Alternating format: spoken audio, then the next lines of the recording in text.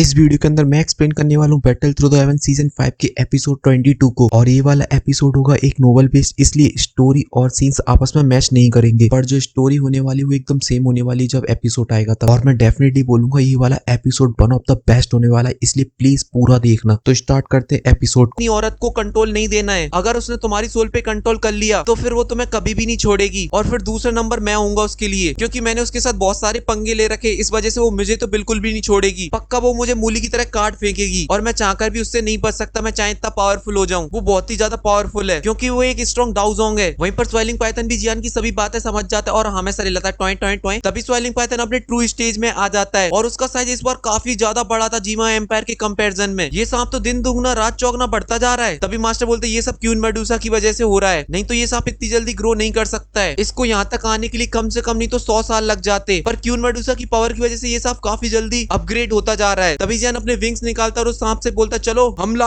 तभी जियान और swelling Python आसमान में उड़कर स्नो डीवन बीस्ट के पास जाने लगते हैं। तभी जियान और स्वेलिंग पाइथन डीवन बीस्ट के सर के ऊपर पहुंच जाते हैं। तभी उन दोनों को मैजिकल बीस्ट देख लेता और उनके ऊपर हमला कर देता अपनी आइस क्यूब से। सारे हमले स्वेलिंग पाइथन में लगते और वहाँ पे चारों तरफ धुआं ही धुआं हो जाता है आसमान में। यदि कर जियान स्वेलिंग पाइथन की मदद करने के लिए आगे बढ़ता तभी मास्टर उसे रोक लेते हैं और बोलते हैं तुम्हें माउंट वैली में जाना चाहिए कोर कोयलिंग बॉडी मिल्क को ढूंढने के लिए। और यहाँ पर स्वेलिंग पाइथन ये सब आसानी से संभाल लेगा, भले ही ये मैजिकल बीस्ट कितना भी पावरफुल हो, पर स्वेलिंग पाइथन से टकराना कोई आसान बात नहीं है। जियान भी मास्टर की बात मान लेता है और माउंटेन वैली के अंदर चला जाता है। जैसे जियान माउंटेन वैली के अंदर पहुंचता है तो देखता है यहाँ का माहौल बहुत ही ज्यादा अजीब सा है। तभी जियान जमीन पे लैंड हो जाता है और अपने पर्पल विंग्स को अंदर रख लेता है और पहली के अंदर पैदल पैदल जाने लगता है अंदर। पर जियान तभी सोचता है कि इसके अंदर कोई मैजिकल बीस्ट ना हो, इसीलिए मुझे अपनी हेवनली फ्लेम को बाहर निकाल लेना चाहिए। इसलिए जियान अपनी ग्रीन लोटस फ्लेम को बाहर निकाल लेता है और चारों तरफ फैला देता है। जियान थोड़ा ही सा अंदर जाता है तो वहाँ पे देखता है कि वहाँ पे चारों तरफ हड्डियां वड्डियां डली हुई है इंसान की, मैजिकल बीस्ट की। यह देखकर जियान बोलता है इस कोर कोयलिंग बॉडी मिल्क के लिए काफी लोग आए हैं, पर स्नो डीमन बीस्ट ने सभी को निपटा दिया। यह बात सुनते ही मास्टर बोलते हैं ये कोर कोयलिंग बॉडी मिल्क काफी ज्यादा असरदार होता है इंसान के लिए भी और मैजिकल बीस्ट के लिए भी। अगर ये मैजिकल बीस्ट को मिल जाता तो वो अपनी बॉडी को रिफाइन कर सकता है और अपनी हड्डियों को भी रिफाइन करके एक ह्यूमन फॉर्म में आ सकता है। यह बात सुनते ही जियान फ्लैशबैक में चला जाता है सीजन 2 के स्पेशल एपिसोड्स में, जहां पर यूनियन उस मैजिकल बीस्ट लॉइन से फाइट कर रही थी और उस मैजिकल बीस्ट को भी इस तरीके का ही कुछ चाहिए था, पर मैंने और यूनियन ने मिलकर उसको मार दिया था। और फिर उसके बाद हम लोगों के बीच में एक डील हुई, पर यूनियन ने मुझे चूना लगा दिया और मुझे घटिया सी चीज दी थी उसकी मदद के बदले। तभी जियान अपने रोमांटिक फ्लैशबैक से बाहर आ जाता है और फिर उसे यूनियन की याद आने लगती और अपने मन में बोलता है अगली बार मैं जीमा एम्पायर जाऊंगा और मिस्टिक क्लाउड सेक्स से फाइट करूंगा, और वहीं पर यूनियन अगर उसे बचाने आई तो फिर मैं यूनियन से भी फाइट करूंगा और उसे भी हरा दूंगा, क्योंकि everything's fair and love and war, प्यार और जंग में सब जायज है। तभी ये सब सोचने के बाद जियान के अंदर बहुत सारी भावनाएं जगने लगती। तभी जियान अपने आप को समझाता है। तभी जियान को वहाँ पे एक गुफा दिखाई देती, जियान उसी गुफा के अंदर घुस जाता है। पर गुफा में जैसे ही घुसता है सबसे पहले वो अपनी ग्रीन लोटस फ्लेम को बाहर निकालता है और पूरी गुफा में फैला देता है, क्योंकि वो चेक करना चाहता है इस मैजिकल बीस्ट ने कहीं पर कोई जाल तो नहीं बिछा रखा है। तभी ग्रीन लोटस फ्लेम पूरी गुफा को स्कैन कर लेती है और पता चलता है कि यहाँ पर कोई भी जाल नहीं है। तभी जियान भी गुफा के अंदर घूमने लगता है और देखने लगता है कहाँ पर है बॉडी कोर मिल्क। तभी जियान भी गुफा के अंदर चला जाता है और ढूंढने लगता है। ऐसी जियान को ढूंढते ढूंढते 10 मिनट बीत जाते। तभी जियान अरे यहाँ पर तो कुछ भी नहीं लगता हमारा कट गया। तभी जियान की नजर गुफा के एक कोने पे पड़ती है जहाँ पर स्नो डीमन बीस्ट आराम किया करता था। वहाँ का एरिया बहुत ही अजीब सा था। तभी जियान उसी तरफ जाता है और देखने लगता है कि यहाँ पे है क्या ऐसा। तभी जियान को वहाँ पे चारों तरफ व्हाइट व्हाइट सा नजर आता। तभी जियान उनको व्हाइट व्हाइट को हटाने लगता तो देखता है कि वहाँ पे रेत का एक दीवार बनी हुई है। तभी जियान अपनी दुकी को बाहर निकाल लेता और पंच मारने लगता है उस दीवार में, क्योंकि ये रेत बहुत ही ज्यादा अजीब थी। आज से पहले जियान ने ऐसी रेत कहीं पर नहीं देखी थी। 2-3 पंच मारने के बाद वहाँ पे एक छेद नजर आने लगता जो कि जियान की साइज का ही था। उसे देखकर जियान काफी ज्यादा खुश हो जाता है और उसमें अपनी ग्रीन लोटस फ्लेम को डाल देता है चेक करने के लिए कोई आगे खतरा तो नहीं है। तभी ग्रीन लोटस फ्लेम जहाँ तक जा सकती थी वहां तक जाती और चेक करके आती और उसे वहाँ पे कोई भी खतरा नजर नहीं आता। यह देखकर जियान भी उस छेद के अंदर घुस जाता है। उस गुफा में पहुंचकर जियान आसपास ढूंढने लगता है। ऐसी जियान को वहाँ पे भी ढूंढते ढूंढते 10 मिनट बीत जाते। तभी जियान फर्स्ट एड होते हुए बोलता है मास्टर मुझे नहीं लगता यहाँ पर अपन को कुछ मिलने वाला है। तभी मास्टर अपनी स्पेस स्टोरिंग में से बाहर आ जाते और जियान को एक डायरेक्शन में जाने के लिए बोलते हैं। तभी वहाँ पर एक एम्परर का निशान बना हुआ था। तभी मास्टर जियान से कहते हैं इसे दबाओ। जैसे जियान उसे दबाता तो उसी के सामने एक पहाड़ आ जाता है जो कि 100 मीटर का होगा और उसके नीचे एक छोटा सा ग्रीन कलर का पहाड़ था जिसके चारों तरफ व्हाइट कलर का फॉग बह रहा था लिक्विड फॉर्म में। यह देखती कि जियान खुशी से फूला नहीं समाता और कहता अरे फाइनली मिल गया इतनी मुसीबतों के बाद कोर कोयलिंग बॉडी मिल्क। तो उसे देखकर जियान काफी ज्यादा एक्साइटेड होता है और उसे लेने लगता है। तभी मास्टर अच्छे से देखते और बोलते अबे खा गए ना धोखा, ये कोर कोयलिंग बॉडी मिल्क नहीं है, उसी की तरह दिखने वाली एक दूसरी चीज है, पर ये भी काफी ज्यादा रेयर है, ये भी तुम्हारे फ्यूचर में काफी ज्यादा काम आ सकती है। और वहीं पर जियान को ये सब सुनते खाने एकदम से झटका लग जाता है। तभी वो मास्टर से बोलता है फिर कोर कोयलिंग बॉडी मिल्क कहाँ पर है। तभी मास्टर जियान को बताते हैं उस पहाड़ के बीच में जो एक छेद के अंदर एक व्हाइट कलर का लिक्विड बह रहा है वो है। बाहर ये लिक्विड बह रहा है वो तो एक छलावा है तुम जैसे लल्लुओं के लिए। तुम जैसे आएंगे उसे फेक को लेकर यहाँ से चले जाएंगे, पर मेन चीज तो लेना भूल ही जाएंगे वो लोग। तभी जियान अपनी स्पेस स्टोरेज में से जेट की बोतल निकालता है और कोर कॉइलिंग बॉडी विल को भरने लगता है अपनी जेट की बोतल में। तभी मास्टर जियान से बोलते पूरा मत भर लेना, नहीं तो ये जो पहाड़ बना है जो हजारों साल में एक बार बनता है वो टूट जाएगा और फिर उसे बनने में हजारों साल लग जाएंगे। और साथ ही साथ जो बाहर व्हाइट कलर का लिक्विड बह रहा है उसको भी भर लेना अपनी जेट की बोतलों में, वो भी आगे चल के काफी ज्यादा काम आएगा तुम्हारे पिन वगैरह रिफाइन करने के लिए। तभी जन अपनी स्पेस स्टोरेज में से और भी जेट की बोतल निकालता है और उसे भी भरने लगता है और अपने मन में सोचने लगता है ये मैंने बहुत ही ज्यादा गलत किया यूगल के साथ, उसने इसको पाने के लिए अपनी लाइफ भी सेक्रीफाइस करने वाली थी वो तो। देख रहे हो ना इस लड़के की ठरक। तभी जन दोनों लिक्विड ले लेता है और अपनी जेट की बोतलों में भरकर अपनी स्पेस स्टोरेज में रख लेता है और फिर उस गुफा से और फिर उस वैली से बाहर निकल आता है। जैसे ही वहां पे पहुंचता है जहां पर स्वेलिंग पाइथन फाइट कर रहा था उस मैजिकल बीस्ट से, वहां का नजारा देखते ही जियान को एकदम से शॉक लग जाता है क्योंकि हेवन स्वेलिंग पाइथन ने उस मैजिकल बीस्ट का कचूमर बना दिया था, मार मार के सर्वर फोड़ डाला। उस मैजिकल बीस्ट की हेवी स्वेलिंग पाइथन ने काफी ज्यादा हालत खराब कर दी थी। अब उसके बाप में भी दम नहीं थी फाइट करने की। यहाँ तक कि हेवी स्वेलिंग पाइथन की ताकत पूरे जंगल को पता चल गई थी। वहां के जितने भी मैजिकल बीस्ट थे सबके सब कोसों दूर चले गए थे हेवी स्वेलिंग पाइथन से। तभी जन हेवी स्वेलिंग पाइथन के पास आता है और देखता कि उसके भी काफी ज्यादा चोट लगी है। तभी जन हेवी स्वेलिंग पाइथन से बोलता कि चलो यहाँ से चलते, बहुत हो गया तुम्हारी फाइट वाइट यहाँ पर। तभी हेवी स्वेलिंग पाइथन अपनी छोटी स्नेक फॉर्म में आ जाता है। तभी जियान और हेवी स्वेलिंग पाइथन साथ में जाने लगते हैं। थोड़ी दूर वो लोग साथ में चलते तभी हेवी स्वेलिंग पाइथन वहीं पे रुक जाता है और जियान को अजीब तरीके से देखने लगता है। तभी जियान उससे बोलता है क्या हुआ तुम्हें? तभी स्वेलिंग पाइथन के मुंह से एक आवाज आती है, क्या तुमने मुझे अपना असली का पेट समझ रखा है क्या? वह आवाज सुनती है जियान के पैरों तले जमीन खिसक जाती है और डर के मारे जियान की हालत तो पूछो ही मत क्या हो चुकी थी। तभी हेवी स्वेलिंग पाइथन अपने 7 कलर में चमकने लगता है और फिर उसमें से निकलती जो चीज उसे देखती खन मेरा दिल बस यही कहता है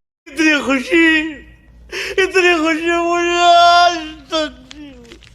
और वहीं पर जियान भी क्वीन मेडुसा को देखते खन एकदम से फ्लैट हो जाता है। भाई साहब क्या हॉट सेक्सी है। पर जियान सही से क्वीन मेडुसा की खूबसूरती के मजे नहीं ले पाता है क्योंकि उसकी डर के मारे हालत खराब हो चुकी थी। यहाँ तक कि उसको इतना ज्यादा डर लग रहा था जब वो यून सेन से और मिस्ट्री क्लाउड सेक्स से भिड़ रहा था ना, तब भी इतना डर नहीं लग रहा था उसे। तभी जियान डरते हुए एक फेक स्माइल देते हुए बोलता है मेरी मालकिन, मैं आपसे दोबारा मिल पाए ये मेरा सौभाग्य है। पर वहीं पर जियान कितना भी डर रहा हो पर जियान की ठरकपन बिल्कुल भी दूर नहीं हो रही थी। उसकी अभी भी नजर क्वीन मेडुसा के ऊपर ही थी और ऐसा लग रहा था इसे खाई जाएगा घूर घूर के, क्योंकि उसने आज तक इतनी हॉट लड़की नहीं देखी थी। तभी क्वीन मेडुसा अपने स्वैग स्टाइल में बोलती है थैंक यू सो मच, तुम्हारी मदद से मैं बाहर आ पाई हूँ। अगर तुम हेवी स्वेलिंग पाइथन को उस मैजिकल बीस्ट से फाइट करने के लिए नहीं भेजते तो मेरा निकलना बहुत ही ज्यादा मुश्किल हो जाता, क्योंकि स्वेलिंग पाइथन जब उस मैजिकल बीस्ट से फाइट कर रहा था तो उसने बहुत ही ज्यादा मात्रा में अपनी दुईकी का यूज किया, जिस वजह से उसकी सोल पावर कमजोर होगी और वो मुझे नहीं रोक पाया और मैं बाहर आ गई तुम्हारे सामने। यह सुनने के बाद जियान अपने मन में बस यही बोल रहा होगा, इससे बोलते अपने पैर पे कुल्हाड़ी मारना। अगर क्वीन मेडुसा ने अगर मेरे एक भी चमाट मार दी तो मेरा यहीं पे रायता फैल जाएगा, मतलब मैं एक ही चाटे के अंदर ही मर जाऊंगा। तभी क्वीन मेडुसा जियान से बोलती है तुमने क्या मेरे सारे मेडिकल इंग्रेडिएंट को ढूंढ लिया जिससे तुम मेरे लिए थ्रोइंग स्पिरिचुअल पिल बनाने वाले हो? यह सुनती जियान एकदम से चुप हो जाता है क्योंकि जियान ने अभी भी थ्रोइंग स्पिरिचुअल पिल के लिए कोई भी इंग्रेडिएंट नहीं ढूंढा था और साथ ही साथ जियान इस पिल को बनाना भी नहीं चाहता था। उनकी खुद की बॉडी थी तब डाउजोंग और इलाइट डाउजुन, उनकी पिटाई देना मास्टर के लिए कोई बड़ी बात नहीं थी। और एक बात ध्यान से सुन लो, इलाइट डाउजुंग बोला है मैंने। कोई वॉरियर नया नया नई स्टेज में जाता है उसे इलाइट बोलते हैं, क्योंकि इस बात का ध्यान रखें नहीं तो फ्यूचर में आप लोग मुझ पे चढ़ बैठोगे कहेगा मास्टर तो इसको मार देते थे अब क्या हो गया। तभी मास्टर क्वीन मेडुसा से बोलते अगर तुम्हें मेरे स्टूडेंट के साथ नहीं रहना है तो तुम यहाँ से जा सकती हो, कोई भी जरूरत नहीं है मेरे स्टूडेंट के साथ रहने की। यह सुनते क्वीन मेडुसा थोड़ी सी सोचने लगती है, पर क्वीन मेडुसा जियान को छोड़ के नहीं जा सकती है क्योंकि थ्रोइंग स्पिरिचुअल पिल का फॉर्मूला जियान के पास है और साथ ही हेवी स्वेलिंग पाइथन भी जियान को अपना मालिक मानता है। तभी क्वीन मेडुसा बोलती कि मैं इसे छोड़कर क्यों जाए, 1 साल के बाद थ्रोइंग स्पिरिचुअल पिल रिफाइन करके देगा, तब तक तुम्हें उसे परेशान नहीं करना और साथ ही थ्रोइंग स्पिरिचुअल पिल मिलने के बाद भी तुम्हें उसकी 1 साल तक रक्षा करनी और उसे कोई भी नुकसान नहीं पहुंचाओगी। यह बात सुनते क्वीन मेडुसा सोच विचार में पड़ जाती है क्योंकि उसका यही प्लान था, जैसे जियान उसे थ्रोइंग स्पिरिचुअल पिल देगा उसके बाद ही जियान को वहीं पे निपटा देना है। क्वीन मेडुसा को सोच विचार करते हुए मास्टर बोलते हैं क्या तुम्हें थ्रोइंग स्पिरिचुअल पिल चाहिए कि नहीं चाहिए? तभी क्वीन मेडुसा रिप्लाई देती है ये भी कोई पूछने की बात है, नेकी और पूछ पूछ। हाँ चाहिए मुझे, पर मुझे अब कोई भी नया एग्रीमेंट नहीं करना है तुम लोगों के साथ, क्योंकि मैं पहले इस टर्की लड़के के साथ 1 साल का कॉन्ट्रैक्ट कर चुकी हूँ और एग्रीमेंट के अकॉर्डिंग मैंने इसकी रक्षा की। अब इसकी बारी थी मुझे पिल्स देने की, इसलिए बुड्ढे मैं तुम्हारे साथ कोई भी एग्रीमेंट नहीं करने वाली नया। तभी मास्टर रिप्लाई देते अगर तुम्हें मेरे साथ कोई भी एग्रीमेंट नहीं करना तो यहाँ से चलती बनो, कोई जरूरत नहीं है यहाँ पर तुम्हारी, निकलो यहाँ से। यह बात सुनती क्वीन मेडुसा को काफी तेज गुस्सा आ जाती, वो अपनी रेड कलर की दुईकी को बाहर निकाल लेती जो कि काफी ज्यादा खतरनाक थी। तो मास्टर भी कहाँ पीछे रहने वाले थे, वो भी अपनी स्पिरिचुअल पावर को बाहर निकाल लेते हैं जो कि आधे आधे जंगल को घेर लेती है। और वहीं पर मास्टर की स्पिरिचुअल पावर देखकर क्वीन मेडुसा थोड़ी सी शॉक हो जाती है। तभी वो दोनों एक दूसरे के ऊपर अटैक करने वाली होते तभी क्वीन मेडुसा की बॉडी 7 कलर में चमकने लगती है। तभी वो अपने अटैक को रोक लेती है और हेवी स्वेलिंग पाइथन को बाहर आने से रोकने लगती है। अब क्वीन मेडुसा मास्टर से फाइट नहीं कर सकती है क्योंकि हेवी स्वेलिंग पाइथन अपनी बॉडी में आना चाहता जाता है, इसलिए क्वीन मेडुसा उसकी सोल को कंप्रेस करने में अपनी एनर्जी का यूज कर रही है, इसलिए वो मास्टर के साथ 100% पावर के साथ फाइट नहीं कर सकती है। थोड़ी देर बाद स्वेलिंग पाइथन अपनी स्ट्रेंथ को और बढ़ा देता है और क्वीन मेडुसा के आसपास 7 कलर की एनर्जी चमकने लगती है। अब क्वीन मेडुसा भी जान चुकी थी कि अब वो हैवी स्वेलिंग पाइथन को ज्यादा देर तक नहीं रोक पाएगी, तभी वो मास्टर से बोलती है, मुझे तुम्हारा एग्रीमेंट मंजूर है, 1 साल बाद तुम मुझे थ्रोइंग स्पिरिचुअल पिल बना के दोगे और उसके बाद मैं इस टर्की लड़के की रक्षा करूंगी 1 साल के लिए। अगर तुमने अपना प्रॉमिस तोड़ा तो फिर मैं तुम दोनों को नहीं छोड़ूंगी, चाहे मुझे उसके लिए कुछ भी कीमत चुकानी पड़े। फिर तभी मास्टर बोलते, धमकी देने की कोई जरूरत नहीं है, अगर तुमने अपना प्रॉमिस तोड़ा तो मैं तुम्हारी ये हॉट सेक्सी बॉडी को पूरी तरीके से जला दूंगा। और फिर वो अपनी बोन चिलिंग फ्लेम को बाहर निकाल लेते हैं और फिर चाहे कुछ भी हो जाए, मैं डीप स्लीप में क्यों ना चला जाऊं, फिर भी मैं तुम्हें नहीं छोड़ूंगा। और वहीं पर queen Medusa bone chilling flame को देखकर थोड़ी सी डर जाती है और फिर heavy swelling Python queen Medusa की बॉडी पर कब्जा कर लेता है। वीडियो को खत्म करने से पहले आज इस चैप्टर के बारे में बात कर लेते हैं, क्योंकि ये चैप्टर बहुत ही ज्यादा कॉम्प्लिकेटेड था, क्योंकि सभी लोग क्वीन मेडुसा को बहुत ही ज्यादा पावरफुल समझते हैं, मास्टर को भी बहुत सारे लोग पावरफुल समझते हैं, इसलिए इस चैप्टर का रिव्यू करना बहुत ही ज्यादा इंपॉर्टेंट है। तो पहला टॉपिक है कि मास्टर ने न्यू एग्रीमेंट के लिए क्यों कहा क्वीन मेडुसा से और उसकी रक्षा करने के लिए क्यों बोला। इसका जवाब आपको बहुत ही जल्द मिल जाएगा देखने को, पर मैं उस चीज का नाम तो नहीं लूंगा, फिर भी मैं आपको थोड़ी सी हिंट दे देता हूँ, क्योंकि जियान को एक ऐसी चीज चाहिए जो क्वीन मेडुसा के बिना जियान नहीं ले सकता है, और वो चीज मास्टर के लिए भी काफी ज्यादा इंपॉर्टेंट है और जियान के लिए भी काफी ज्यादा इंपॉर्टेंट है। अब बात करते दोनों की पावर के बारे में। आपने इस चैप्टर में देखा कि मास्टर काफी ज्यादा पावरफुल नजर आ रहे हैं क्वीन मेडुसा से। अगर मैं क्वीन मेडुसा और मास्टर की पावर के बारे में बताऊं तो फिर मिक्स है, अभी करंट स्टेज में दोनों एक ही पावर पर है। अगर फाइट होती दोनों के बीच में तो कौन जीता ये बताना बहुत ही ज्यादा मुश्किल है, पर कुछ टाइम बाद क्वीन मेडुसा की पावर काफी ज्यादा बढ़ जाती है, मास्टर उसके सामने काफी ज्यादा कमजोर हो जाते हैं। फिर मास्टर के साथ कुछ ऐसा होता है कि मास्टर की पावर बढ़ जाती है क्वीन मेडुसा से, पर इस टाइम पे क्वीन मेडुसा और मास्टर एक ही फैमिली के हिस्सा होंगे और फिर क्वीन मेडुसा अपनी कल्टीवेशन को करती जाएगी और मास्टर के लेवल पे आ जाएगी। अब उस लेवल पर क्वीन मेडुसा और मास्टर होंगे जिस लेवल से सिर्फ क्वीन मेडुसा आगे जा सकती है, क्योंकि यहाँ से शुरू होता है ब्लड लाइन का खेल। मास्टर चाहकर भी अपने लेवल को आगे नहीं बढ़ा सकते हैं, पर क्वीन मेडुसा का लेवल आगे भी जा सकता है और वो अपने लेवल को आगे ले जाएगी और मास्टर से काफी ज्यादा पावरफुल हो जाएगी। फिर तो क्वीन मेडुसा और मास्टर की पावर में जमीन आसमान का अंतर हो जाएगा। क्वीन मेडुसा के पास इतनी पावर होगी कि वो एक उंगली से पूरे प्लेनेट को उड़ा देगी, पर ये भी मत सोच लेना कि क्वीन मेडुसा इतनी ज्यादा पावरफुल होगी, यूनर भी उसी स्टेज पर होगी। जब स्टोरी आगे जाती तो पावरफुल बनने के लिए मेहनत इंपॉर्टेंट नहीं होगी, तुम कहाँ पैदा हुए, तुम्हारी ब्लड लाइन क्या है, वो इंपॉर्टेंट होगी। तो यही सब आपको देखने को मिलेगा, कभी क्वीन मेडुसा पावरफुल होगी तो कभी मास्टर पावरफुल होंगे, पर एंडिंग में क्वीन मेडुसा सबसे ज्यादा पावरफुल होगी। तो यही सब था आज की वीडियो में। अगर आपको ये वीडियो पसंद आई तो प्लीज वीडियो को लाइक करें और चैनल को सब्सक्राइब करना तो बिल्कुल भी ना भूलें। और इंस्टाग्राम की लिंक आपको डिस्क्रिप्शन के अंदर मिल जाएगी, जहां से जाकर आप मुझे इंस्टाग्राम पे फॉलो कर सकते हो और कोई भी डाउट्स वगैरह हैं तो आप मुझसे पूछ सकते हो। अपन मिलेंगे नेक्स्ट वीडियो में, तब तक के लिए bye, thank you so much. अपना ख्याल रखें और अपनी फैमिली का भी।